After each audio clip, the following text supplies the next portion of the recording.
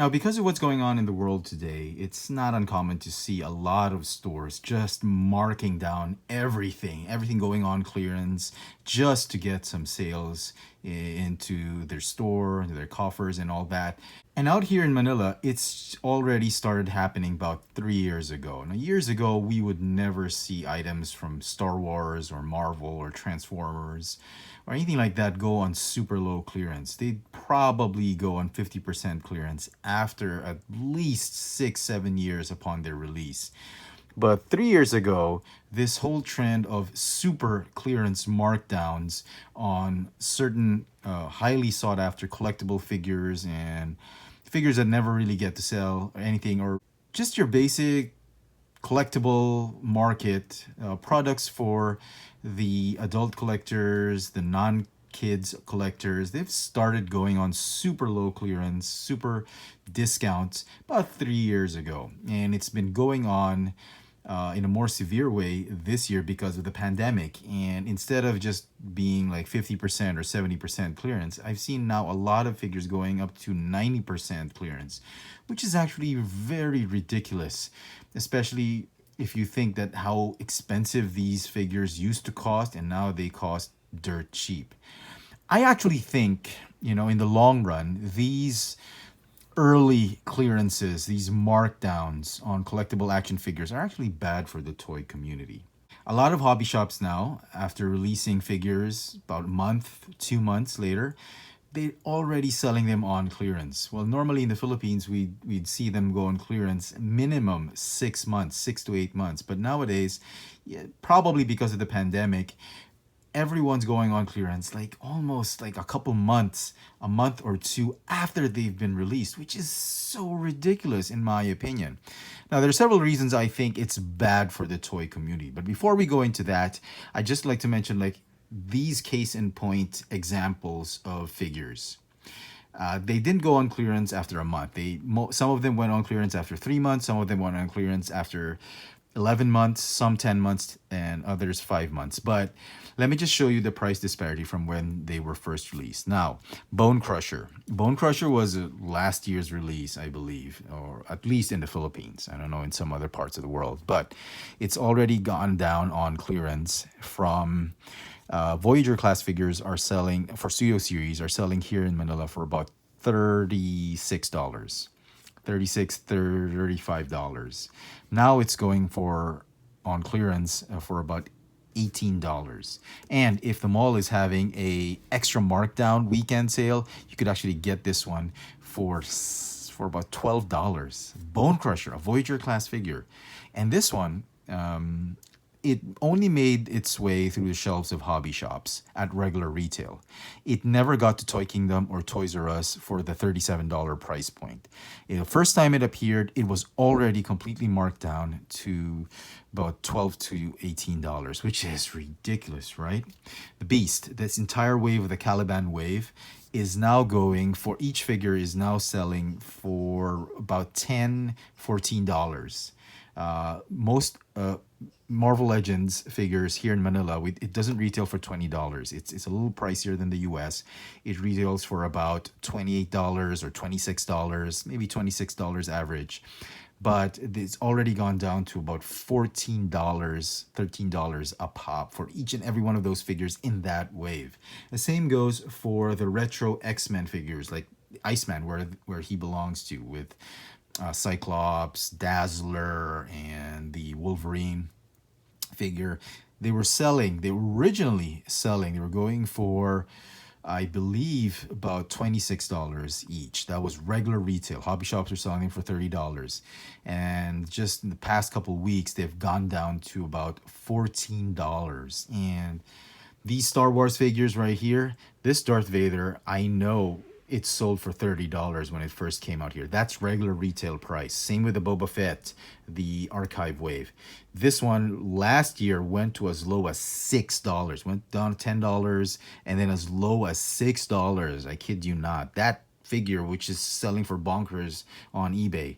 Boba Fett, $30, $28, now is selling at $10. And again, like I said, if you're lucky enough to to go to a mall with a weekend sale, you can get it another 10% discount or 20% discount for even lower than $10, like $8 or $7, which is ridiculous. And finally, these two figures right here, all the Siege figures from being sold, they were going, retail price was standard about $20, $22. Even hobby shops were selling them for about $24. Toy Kingdom, Toys R Us, if you're still lucky enough to find any of the Siege Deluxe class figures, you can get them for $10. And again, with an additional 10% or 20%, depending on the mall you go to. So you can see how it's great for first time collectors, for collectors that don't really buy immediately. When things show up on the stores, there are collectors that decide to play the long game. This is beneficial for them. That's great. That's all well and good. And for collectors that are on a budget, no doubt that this is great news for them. But I think for the entire toy community in the long run, it's really not that great. And the first reason I can think of is, one, it discourages collectors from buying new releases. I got a long list right here, so bear with me, okay? And that's the first reason I can see, because if you're a hardcore collector and you see something like the Darth Vader, you bought this one for say $20 or $24, and you get to see somebody posting it, I bought this for $6 or $5, then you start to wonder, am I doing this the wrong way? Should I just hold off from buying first releases and just ignore people saying, oh my God, Darth Vader, you're never going to see that on clearance. You're never going to find that on clearance because that thing is like super in demand, super rare. Oh my goodness. Everyone's going to be after that. It's never going to reach clearance. But, you know, it still made it. Obi-Wan Kenobi, the old man, Obi-Wan Kenobi, even Darth Revan, for some reason, still went on clearance. So, now, 3 years ago, I would have probably believed that this would never go on clearance. But 3 years of seeing prices get slashed up to 90% off here in Manila, I'm beginning to wonder that maybe I'm playing it the wrong way and I should just play the long game and wait for everything to go on clearance. Because no matter how in demand a figure is, even Boba Fett, people said this is never going to go on clearance. Everything's going to go on clearance. And part of this, the first reason I mentioned, it discourages collectors from buying new releases. A big reason for that is that emotional ache you see. It's that heartbreak you feel when you see something that was priced so high go down to like literally garbage prices, dirt cheap garbage prices, and you stop experiencing that high, and you really stop experiencing the high when you find a toy, a newly released figure on the shelf, and you think, oh my goodness, I'm the first one to get this. This is a very highly in demand figure. I'm going to get it before it goes out of stock. You no longer have that high because 3 months down the line, 6 months down the line, it's going to be dirt cheap. Okay. The second reason I can think of why it's going to be bad for the toy community is the low sales on new items. A lot of the stores are going to cut orders on new items. That's not necessarily bad because, like I said, because of these trend of figures going on clearance, there's going to be a shrinking amount of collectors who will buy when the first time they see it on the shelf. So stores cutting down on orders will help clean out their inventory. But the problem with that is chances are a lot of these stores will no longer carry expensive items. They're just going to wait for the items to go on clearance. They're going to ask the Hasbro regional offices, hey, do you have any more of these? Are these going to go on clearance? And they're just going to wait. And for people who want to get stuff early, for people who want to feel like they're part of the rest of the world, like everyone's getting this wave now and you also want to get it, that's going to suck because stores are not going to get it as fast as they normally would. So emotionally, you're going to feel like you're being left behind by the rest of the world if your region, most of the stores in your region tend to just wait for things to go on clearance, and they're going to do the Ross or TJ Maxx way and just wait for everything to go on clearance, then sell them at very low price and still make a profit. The third reason I can see is the value of your figures go down. Nominally, and psychologically. So, for instance, Beast. Let's say I picked that up for $30 because it was new. No, I couldn't find it on retail. I went to a hobby shop, was selling for $30. Maybe I get a discount, $28. Fine. If I see it on retail for selling $20, $22, maybe even $25, I don't feel so bad. $20 to $20 isn't such a bad thing. But when I start seeing it selling for $14 or $10, then I begin to think the figure I bought for $30 is no longer $30 because if I try to sell it at $30, nobody, at least here in Manila, nobody in his right mind will buy it for $30 because they know they'll just hunt it down and they can get it for $10 or cheaper.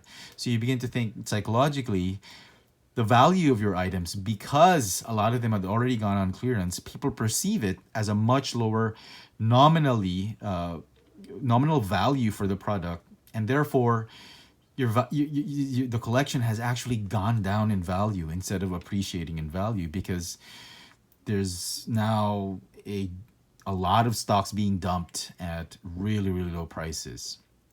All right.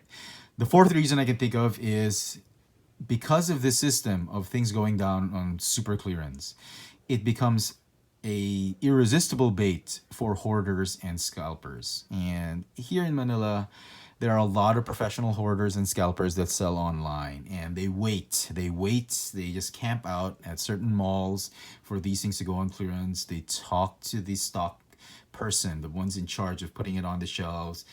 They make an arrangement. Hey, if there's new stuff, I'm going to take all the cases you have. And because of this, the surplus of clearance items gets hoarded and gets resold at just crazy ridiculous prices online. And it feels like if you're a collector, when you're starting out and you feel, oh, it's already $10, I'm going to go out and look for it on $10, and you see on the internet, on eBay and on Facebook, it's going for $20, $30 because the seller has hoarded every single one in your area.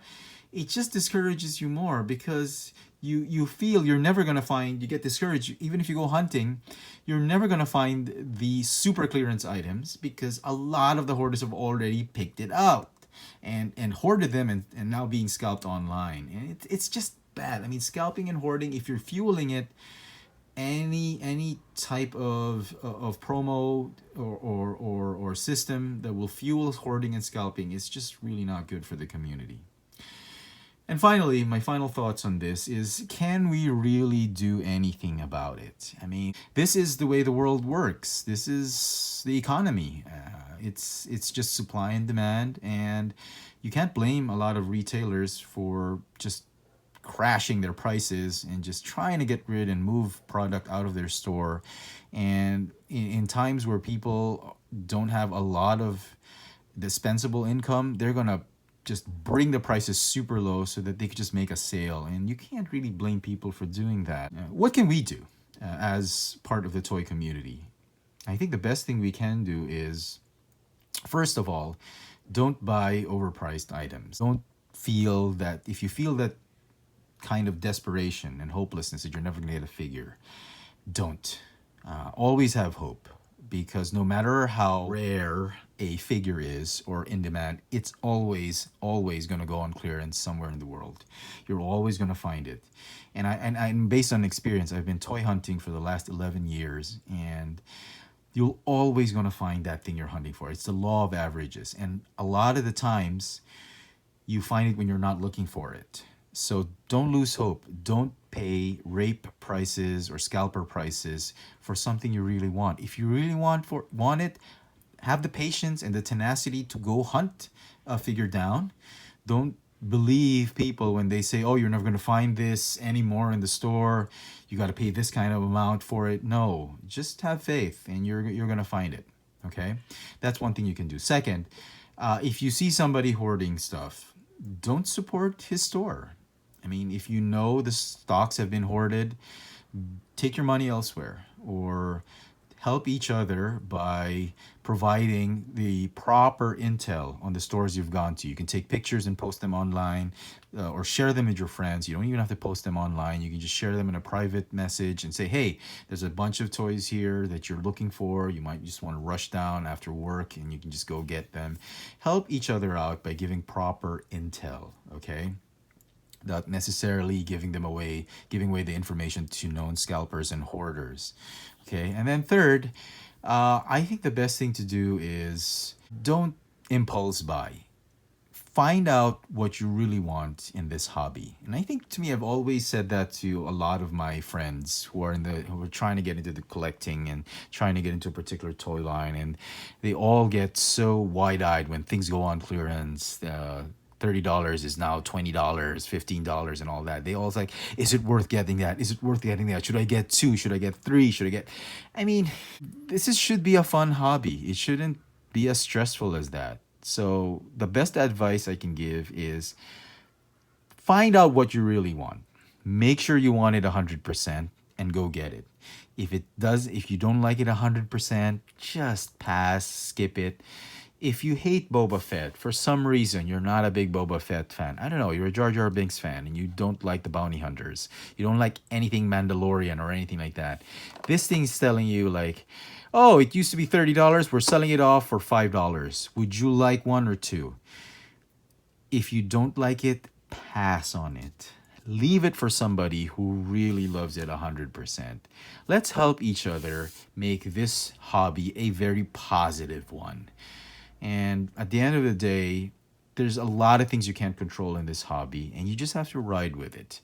So, there you go, folks. I hope you've kind of enjoyed this video. I don't know if it's an enjoyable video. It's kind of a depressing video if you come to think about it. But in the world we have today, this is a reality we all face when we're doing this hobby, and I'd like to know your thoughts. Let me know in the comment section how best you can help the community, given in light of this situation that we have and the system that now retailers and stores are doing just to get money in their stores. And let's not blame whether it was the distributor's fault or it's the store's fault or it's Hasbro's fault or it's the manufacturer's fault.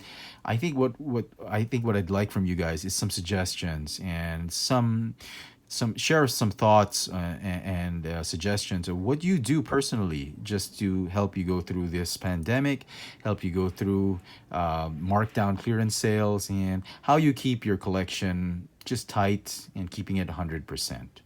Let me know in the comment section, and as always, hit that notification bell so you never miss out on any of my latest video reviews. If it's your first time here, please subscribe. And if you want to help me make more video reviews and further this channel, help support this channel, please check out my Patreon account. There's a link in the description box below. Any form of contribution, I would appreciate it. It'll go a long way in helping me make more videos for you guys. Thanks for watching.